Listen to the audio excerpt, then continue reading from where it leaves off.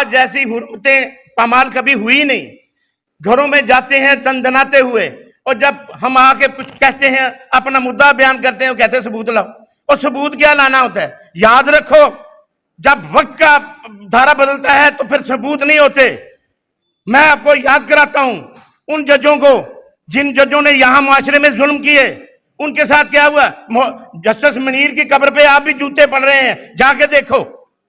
مولوی مشتاق کے جنازے پہ کیا ہوا, اس کی قبر پہ کیا ہوا. لوگوں کو اللہ کا نظام ہے, ظالم کو اللہ پکڑتا ہے. اور افتخار محمد چودھری کا سمدھی ایک بیٹھا ہے ادھر, ڈاکٹر امجد, اس کے جنازہ نہیں لوگوں نے پڑھ دیا. ابھی بھی اس کی قبر پہ لوگ جوتے مارتے ہیں, انہوں نے پیرا بٹھایا ہوا ہے.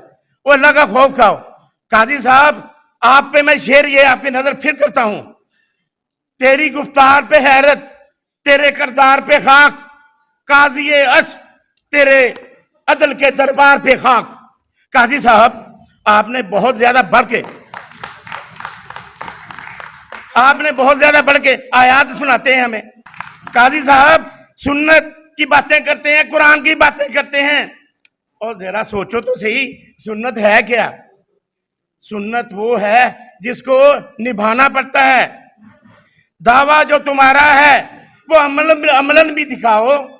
آؤ ذرا سنت کے تقاضے بھی نبھاؤ.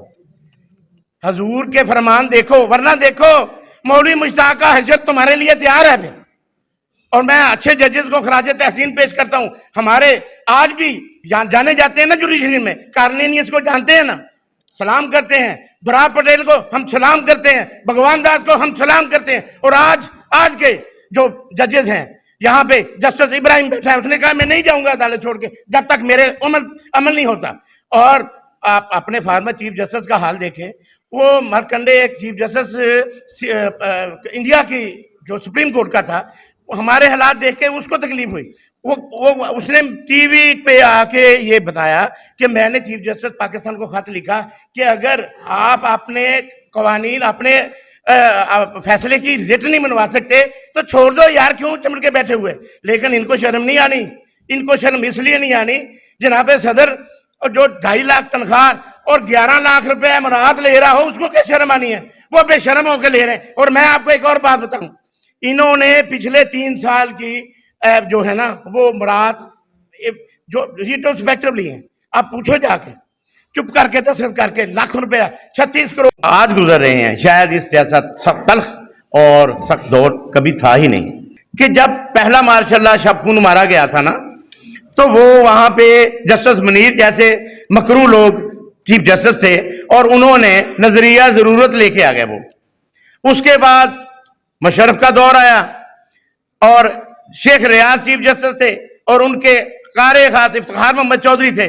وہ نظریہ مہا ضرورت لے کے آ گئے, اور وہ کچھ دے دیا ظفر علی شاہ کیس میں کہ جو پٹیشن میں تھا بھی نہیں اور کچھ مانگا بھی نہیں, الٹا کر کے 3 سال ویلیڈیٹ کر دیا ہے مشرف کو. اور اب نظریہ ضرورت بھی پیچھے رہ گیا.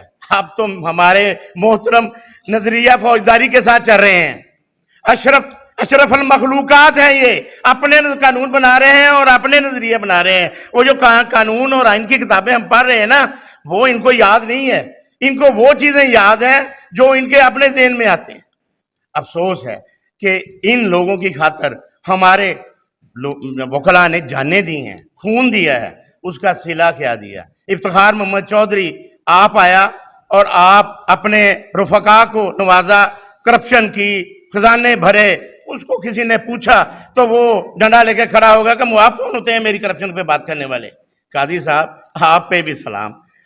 جب آپ پہ بات آئی آپ نے بھی وہی حرکت دہرائی, اور ہم پھر بیوقوف نکلے. ہم آپ کے ساتھ ادھر تقریریں کرتے رہے, آپ کو دعوتیں دیتے رہے کہ نہیں جی قاضی صاحب آئیں گے, یہ بڑے جوشیلے ہیں, کہتے جی میں رول آف لا آئین کی بات کرتا ہوں.